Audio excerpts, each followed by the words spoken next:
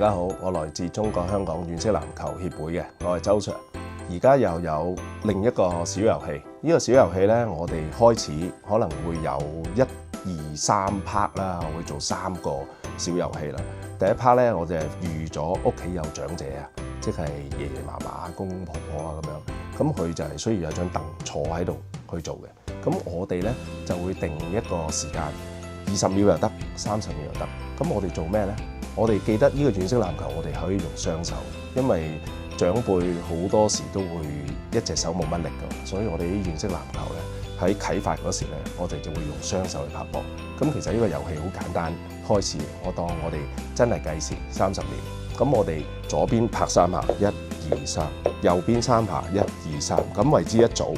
咁我哋睇下30秒裏邊長輩可以做到幾多組？咁我哋就喺30秒裏邊鬥咁樣重複咁樣去做，睇下做到幾多組。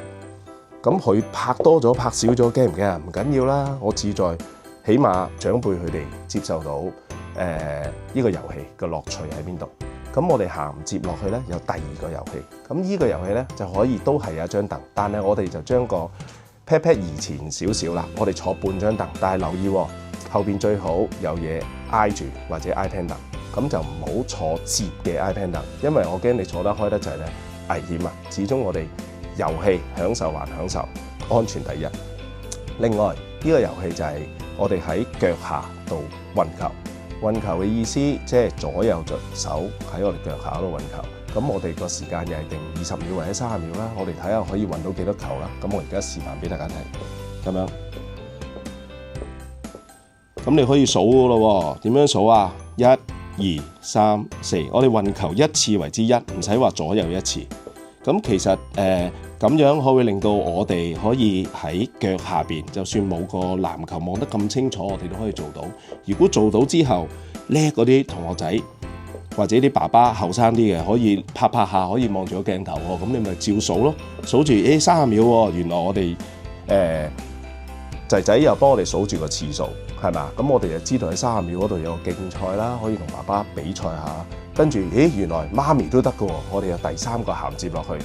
其實呢個頭先拍腳下運球係可以爹哋媽咪一齊玩，但係長者咧就會小心啲啦，因為始終我哋會有彎低腰個動作。咁另外第3個動作，我哋就係8字喺腳內外運球。記住，我哋喺內到外。又係30秒，我哋可以運到幾多球？我哋記得個8字點樣寫嘛？個8字開筆翻嚟為之1次。咁我哋又喺20秒或者30秒裏邊睇下做到幾多？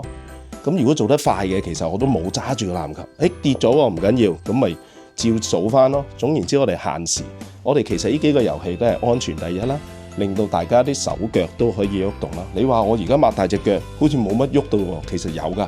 我隻腳係會左右擺，好似去就住個籃球咁樣，其實同企喺度拍波一樣。